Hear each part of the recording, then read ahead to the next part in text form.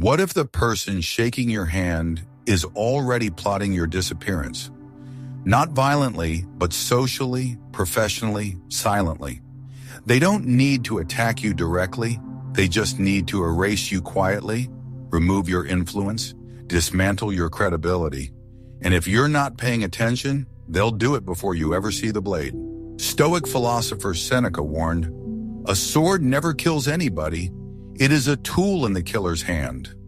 Today, that sword is subtle, a backhanded compliment, a well-timed omission, a smile laced with calculation. And the most dangerous enemy is the one who never shows their face until it's too late. In this video, we expose 6 signs that someone isn't just monitoring you, they're preparing to eliminate you from the game. No open conflict, just quiet sabotage, masked as concern or kindness. You'll learn how to detect their moves early, defend your peace without emotion, and reclaim control without a single outburst. If your instincts have been whispering that something's wrong, trust them, hit like, subscribe, and let's walk the Stoic path of alert stillness, because your silence won't save you, but your awareness might. Number 1. Obsession with your failure. The first sign is the most unsettling because it hides behind what looks like simple attention. But look closely, and you'll notice the pattern. This person never truly celebrates your wins. They nod when you succeed, but they study you when you stumble. They fixate on your mistakes, collecting them like weapons, filing them away for a moment when it's useful to strike. Their memory is sharp, not for your brilliance, but for your missteps. This behavior is not mere criticism, it's surveillance. And the Stoics were deeply aware of such dynamics. Marcus Aurelius warned, "The best revenge is not to be like your enemy." But what if your enemy is the one quietly keeping score? Not out of justice, but out of envy masked as observation? They are not trying to help you improve. They are watching for the fall. To them, your error is not an opportunity to support, but a signal to attack. Here's what makes this so dangerous. When someone is obsessed with your failure, they aren't neutral. They're invested. Your mistake gives them pleasure, your weakness makes them feel powerful, and that emotional reward reinforces their behavior, like a gambler who wins just enough to stay addicted. They will wait patiently for your next wrong move, and when it comes, they'll already have the evidence to paint you as unworthy. Seneca said, "He who envies others does not obtain peace." That's because envy corrodes both the envier and the one envied, slowly, invisibly. This person's attention may feel flattering at first. It may feel like accountability or care. But what they're really doing is positioning themselves. They are waiting for your fall because they believe your collapse will lift them. The Stoics teach us to be calm, but not blind, to be kind, but not foolish. If someone in your life always seems a little too interested in what you did wrong, but never helps you grow stronger, pay attention. Their silence after your success is as loud as their excitement when you fail. So what do we do? To respond stoically to this threat, you must first detach emotionally. Their obsession is not your responsibility. It is a mirror of their inner conflict. Don't argue, don't try to prove your worth to them. Instead, do what Epictetus advised.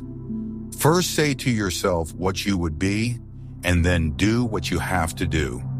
That means focus on your standard, not their scoreboard. Take the power away by refusing to engage. If they mention your past mistakes, acknowledge them calmly and move forward. Show that you're not trapped by your past and you're not controlled by their version of it. Keep building, keep refining, keep becoming the person who no longer reacts but simply grows. A real-world example of this can be seen in Howard Schultz, the former CEO of Starbucks. Early in his career, Schultz was dismissed by many for his ambition to turn a small coffee shop into a global brand. He faced constant resistance, with critics documenting every flaw in his approach. When he pitched the idea of selling coffee as an experience, not just a product, he was laughed out of boardrooms. But Schultz didn't retaliate. He observed, he adapted, he internalized feedback, ignored malicious judgments, and doubled down on his vision. He built quietly, and when success came, it spoke louder than any rebuttal. Starbucks became a global name, not because Schultz silenced his critics, but because he outlasted them. He outgrew their narratives by staying on his path. Schultz's journey is a Stoic lesson in action. He chose not to waste energy on those waiting for him to fail. He didn't let their obsession shape his self-image, and he never fed the fire by fighting back. He simply did the work again and again until the work silenced the doubt. This is the Stoic path. Let your work speak louder than their whispers. Let your growth outpace their gossip. And most of all, never let someone's obsession with your failure pull you off your mission, because in the end, they don't want feedback. They want a funeral for your influence, your presence, your progress. Do not give them that. You are not here to prove you're perfect. You're here to become unshakable. Number 2. Strategic kindness. Not every threat wears a scowl. Sometimes it wears a smile, and that's what makes this sign so difficult to detect. Strategic kindness is not about generosity. It's about control. It looks like help. It feels like support, but it functions like a leash, pulling you closer while slowly wrapping around your independence.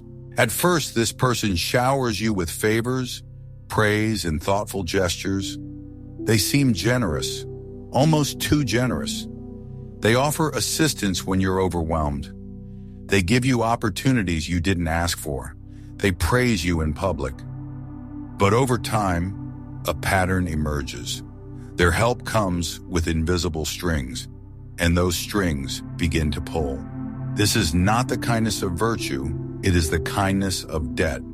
The Stoics warned us about this. Seneca wrote extensively on the dangers of dependency, noting, "It is not the man who has too little, but the man who craves more, that is poor." When someone gives in order to make you crave, they are not giving. They are investing in your need for them. Eventually, their favors start to complicate your life. Their help leads to more problems.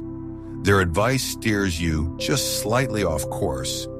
And when you try to step back, to assert boundaries, you feel guilt, confusion, or even fear. That is how you know it was never help. It was leverage. What makes this behavior so dangerous is its subtlety. Unlike open hostility, strategic kindness disarms your defenses.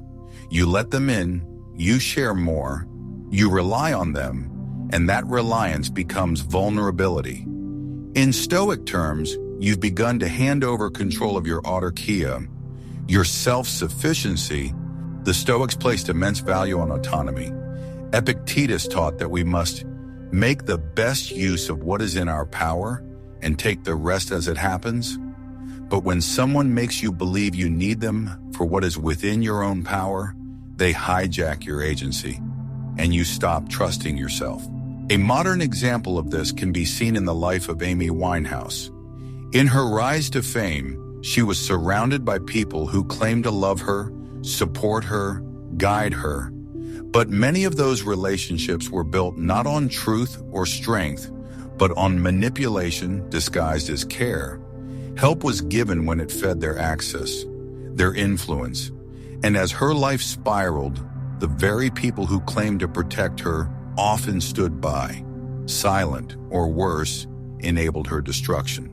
This is the dark undercurrent of strategic kindness.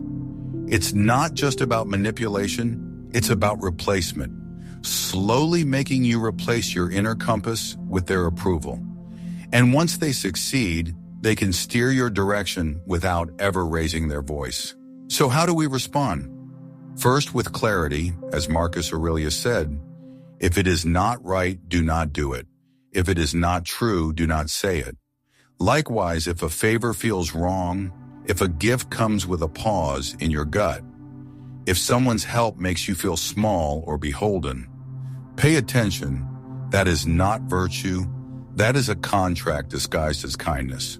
Second, with quiet detachment, you don't need to confront them loudly. You simply begin to decline. You thank them, but you don't lean on them. You reduce emotional dependence. You reassert your ability to stand on your own. And most importantly, you return to your core values. You remember that the Stoic path is not paved with comfort. It is paved with clarity, courage, and the willingness to walk alone if needed. Strategic kindness often appears when you are vulnerable, during setbacks, in confusion, after loss. Will you accept help that weakens you in the long run? Or will you pause, observe, and choose only what strengthens your character? This is not a call to reject all kindness. True generosity, as the Stoics saw it, uplifts both the giver and the receiver without expectation. But strategic kindness always has an agenda. It flatters your ego to soften your spine. It gives you comfort to take your clarity. And the moment you start depending on it, you've begun to drift from your inner discipline. Kindness without freedom is just control in disguise. And no matter how gentle the voice that offers it, anything that makes you smaller, quieter, or more dependent is not help. It's a trap. Protect your independence, guard your clarity, and never confuse comfort with safety, because the most dangerous chains are the ones you mistake for gifts. Number 3. Isolation by design. One of the most dangerous forms of sabotage doesn't happen in front of you. It happens around you, slowly, subtly, quietly. This is the tactic of social erosion, a method where someone doesn't attack you directly, but instead works to remove the ground beneath your feet. They don't need to destroy your reputation with a single blow. They just need to make people doubt. A whisper here, a raised eyebrow there, and before long you look around and realize you're standing alone. This is isolation by design, and the person doing it will often disguise their actions as concern. They'll say things like, "I'm just worried about them," or "Don't take this the wrong way," but what they're really doing is planting seeds of distrust, seeds of confusion, seeds that over time turn your allies into strangers and your supporters into silent observers. The Stoics understood the power of community, but also the necessity of independence within it. Marcus Aurelius reminded himself, "You can also commit injustice by doing nothing." That applies here. The person who isolates you rarely tells outright lies. Instead, they imply, they insinuate, and then they let others do the rest. And when no one defends you, when your support system shrinks, you begin to doubt yourself. This tactic works because it's invisible. You don't see the strings being pulled. You only feel the tension. Someone stops replying. A friend cancels plans. A colleague becomes distant. You think it's just coincidence until the pattern becomes impossible to ignore.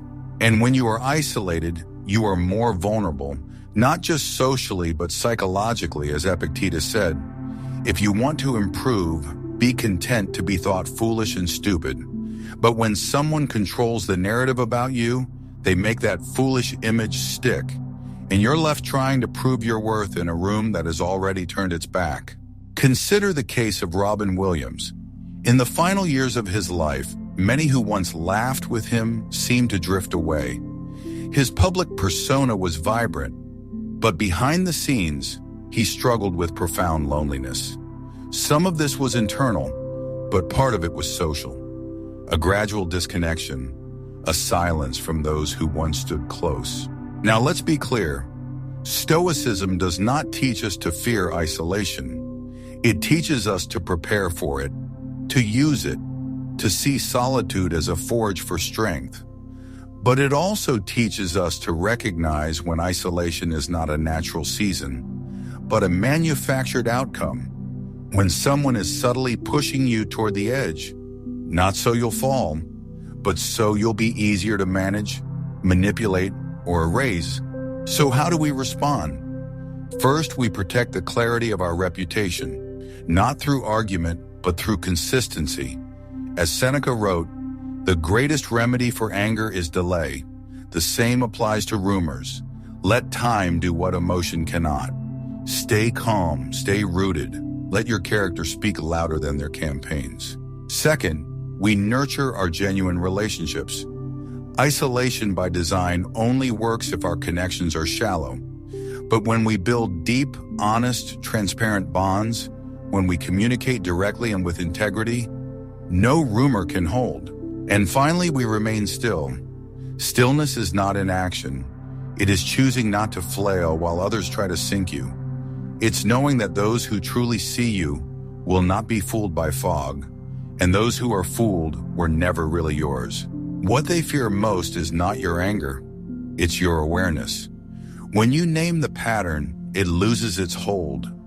When you remain still while they stir the waters, their efforts collapse into noise. The Stoics didn't just endure solitude, they mastered it. They knew that peace isn't found in the crowd, it's found in clarity. So when others fall away, let it reveal who's real. Isolation doesn't always begin with betrayal. Sometimes it starts with subtle withdrawal, passive indifference, or vague excuses. It's not always hostile, it's strategic silence. That's why it's hard to name, and that's why it's effective. But the Stoics trained for such moments.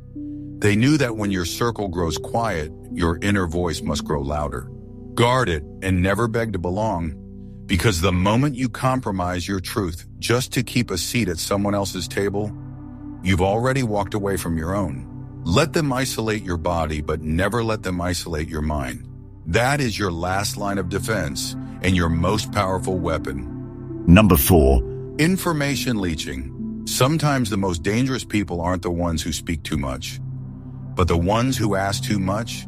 They don't argue, they don't correct, they simply observe and extract, slowly, strategically. They present themselves as curious, attentive, and supportive. But what they're really doing is mining you, not for connection, but for control. This is the tactic of the information leech, and the way it works is subtle. They ask about your plans, your past, your fears, your insecurities. They invite you to open up, but rarely offer anything in return.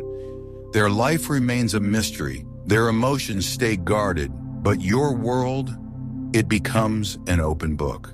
The Stoics warned us about this imbalance. Epictetus taught, "It is not things themselves that disturb us, but our opinions about them." But when someone collects your opinions, your experiences, and your emotional triggers, they gain influence over your reactions. They don't need to attack you to harm you. They just need to know where your pressure points are and wait. What makes this tactic so deceptive is its warmth. The information leech is rarely hostile. In fact, they often seem like the best listener in the room. But there's a difference between empathy and extraction. One seeks to understand, the other seeks to accumulate. And the more you give, the more they quietly build a map of how to break you, if and when the time is right. Consider the tragic story of Anthony Bourdain, a man who traveled the world, shared openly, and invited others into his mind and heart. He was honest, vulnerable, curious, but around him, not everyone had the same intention. Some admired him, some supported him, but some simply took his energy, took his light, and in the end, the ones who truly understood him were too far away to reach. Stoicism teaches us that vulnerability must be paired with discernment. Marcus Aurelius wrote, "The soul becomes dyed with the color of its thoughts." If we are constantly exposing our thoughts to people who are not wise, not grounded, not genuine, we begin to take on their color, and if they are extracting instead of building, we are slowly drained, not strengthened. So how do we respond? First, with silence, not rudeness, but measured privacy. You do not owe your story to anyone, and not every question deserves an answer.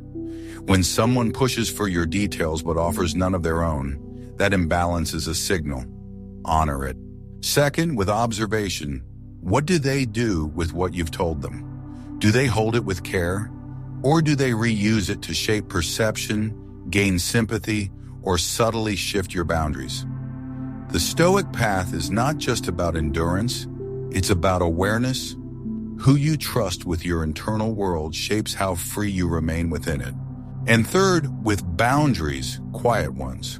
When someone begins to ask questions you don't want to answer, change the subject.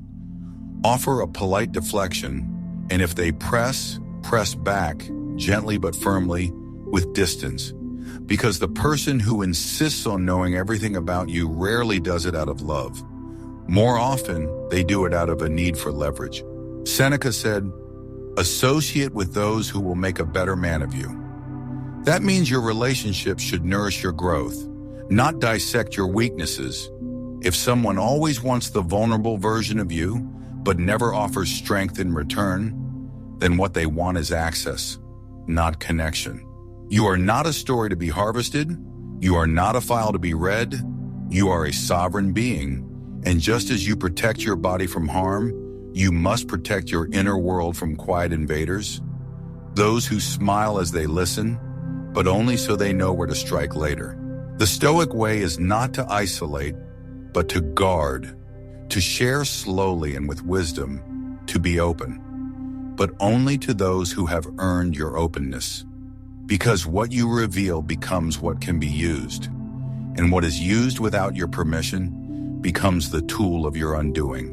Protect your peace the way a fortress protects its gate, not out of fear, but out of respect for what's within, because every truth you give away becomes a thread, and in the wrong hands enough threads unravel the whole. Number 5. They rise when you suffer. There are people who don't need to sabotage you directly. They don't need to lie, manipulate, or interfere. All they have to do is wait for your fall. And when it comes, they move quickly, quietly, not to help you, but to replace you. Their success is not built on merit, but on your absence. This is one of the clearest signs of a hidden enemy. They thrive when you're down. When you're at your weakest, they're at their most active, not out of malice, but out of opportunity. They see your breakdown as an open door, your silence as a vacancy, and your pain as a step stool. Marcus Aurelius warned, "Waste no more time arguing what a good man should be. Be one." But in this dynamic, your suffering becomes their argument. They don't say it directly, but their actions imply, "You see, I was the better choice all along." They'll never say they celebrated your misfortune, but their behavior will. They'll suddenly be more vocal, more visible, more ambitious, right after your setback. And it's not always personal. Sometimes it's just strategic. In the vacuum left by your pain, they move, and if you're not careful, they stay. Stoicism teaches us not just how to endure suffering, but how to see clearly within it. When someone benefits from your loss and never reaches out to acknowledge it, you must ask, were they ever aligned with your rise? Or were they simply waiting for their turn?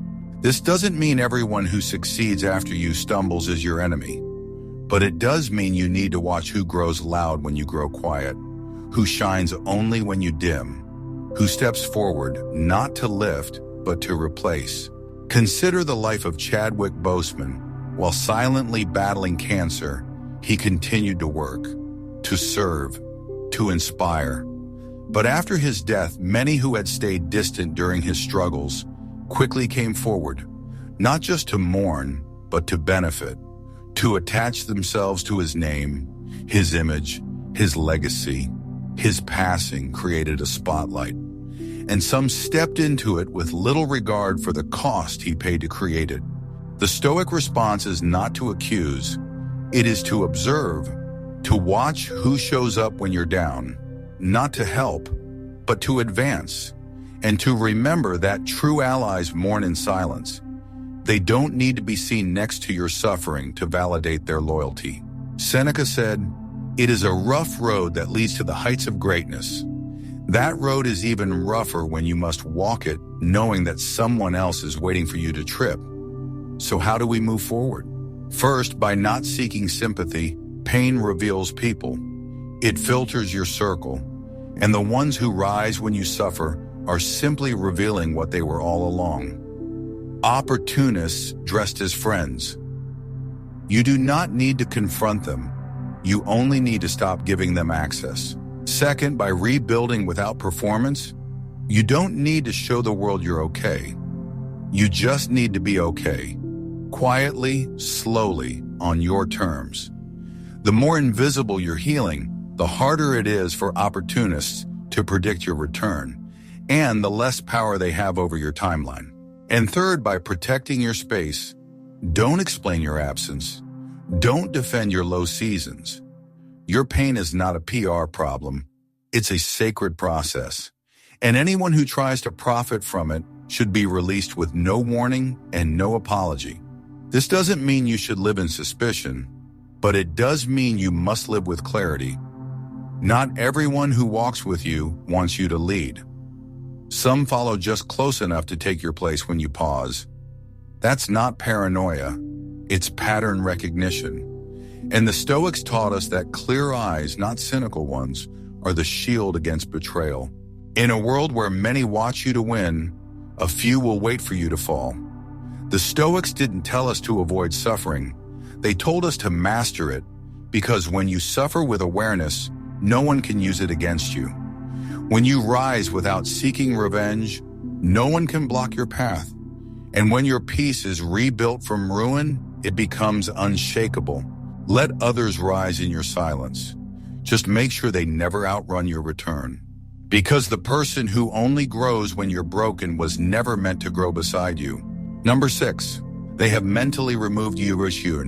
There is a point in every covert conflict when the enemy no longer sees you as a person to argue with, but as a problem to solve. They don't attack you directly. They don't confront you openly. Instead, they begin to act like you're already gone. Like you've been written out of the story, even if you're still sitting in the room. This is the most dangerous sign because it signals not just resentment, but strategy. The decision has been made. You're not just disliked, you're no longer necessary, and they've already started adjusting the world around you to reflect that. You'll notice it in subtle ways. You're left out of emails. Meetings happen without you. Credit for your work quietly shifts to someone else. Tasks are reassigned. Invitations stop coming. They speak in past tense when they talk about your role. And the worst part is, they'll do it all without ever raising their voice. Marcus Aurelius wrote, "The opinion of 10,000 men is of no value if none of them know anything about the subject. And when someone begins to mentally remove you, they are rewriting the subject. The story is being edited, and you are being erased not with hostility, but with indifference." This tactic works because it doesn't trigger alarm. There's no obvious betrayal, no public drama, just a slow fading. And when you finally notice, it's often too late, because what they've done isn't attack your character. It's deny your relevance. To the Stoic mind, this is the moment where internal clarity must rise to meet external silence. When your presence is no longer acknowledged, you must acknowledge yourself. As Epictetus said, know first who you are, and then adorn yourself accordingly. That means, do not beg for inclusion in a room that has decided you don't belong. Walk out with your integrity, not because they pushed you, but because you refuse to shrink. This is what separates reaction from mastery. Most people in this situation lash out. They demand explanations. They plead to be seen. But the Stoic understands, when someone has mentally removed you, they're no longer listening. And therefore you no longer speak, you act. A real-world example can be found in the quiet exit of Dave Chappelle. At the height of his career, when networks and studios tried to control his voice, he didn't argue, he didn't retaliate, he simply walked away. He recognized the environment had shifted. His voice was no longer valued, only his image. And rather than fight for relevance in a space that had already dismissed his essence, he chose silence, distance, autonomy. Years later, he returned, on his terms, wiser, sharper, unapologetically himself. That's not just a comeback, that's a Stoic return, not fueled by revenge, but by clarity. So how should you respond when you realize someone has mentally removed you? First, you withdraw your emotional investment. Don't try to resuscitate dead space. Don't pour energy into a role you've already been written out of. Observe the shift and then shift with it. Second, you reclaim your narrative. Begin building something outside their reach. When someone stops seeing you, you stop depending on their vision. You don't ask to be put back into the story. You start writing a new one. And third, you cultivate presence elsewhere. Find the spaces where your value isn't just tolerated, but welcomed. Not every exclusion is a loss. Some are divine redirections. And the Stoic is trained to see such moments not as insults, but as invitations. Seneca wrote, "Sometimes even to live is an act of courage." In this case, to live unseen and still grow is the highest act of self-respect, because they can erase your title, they can reassign your tasks, but they cannot delete your essence unless you hand it to them. The Stoic path is not about remaining in rooms where you are being erased. It is about walking toward the silence with a steady heart and returning, if you choose, on your own terms. Because there is no greater power than choosing to be unseen without being undone. When others erase your presence, you refine your essence. You don't disappear, you deepen, and eventually you reemerge. Not to be noticed, but to be undeniable. You are not here to prove that you still matter. You are here to become so whole, so clear, and so grounded that their removal of you becomes irrelevant. What you just heard isn't just a list of warnings, it's a mirror, a reflection of the quiet threats that live not in noise, but in silence. Stoicism doesn't ask us to fear these people. It teaches us to see them clearly, calmly, without illusion. When someone moves to erase you, you don't plead, you don't retaliate, you rise on your own terms. Because the Stoic doesn't need to scream to be powerful, his silence speaks for him, his discipline protects him, and his clarity ensures he's never caught off guard again. If this message resonated with something you've lived through, don't just move on, reflect, reclaim your story, and most importantly, return to your path with more strength than before. Like, subscribe, and remember, the ones who fear your presence will always try to erase your name. Your job is not to fight them, it's to become unforgettable in silence.